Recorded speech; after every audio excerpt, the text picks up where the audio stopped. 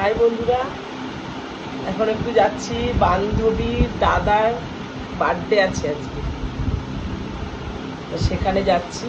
সেখানে গিয়েও তোমাদের দেখাবো সব কিছু।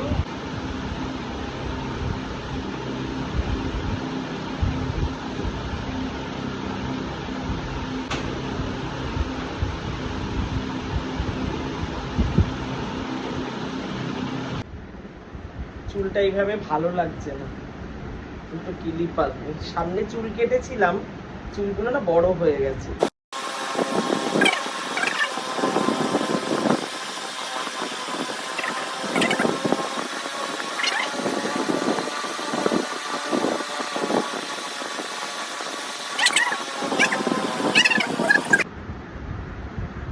এই হলো ফাইনাল লুক।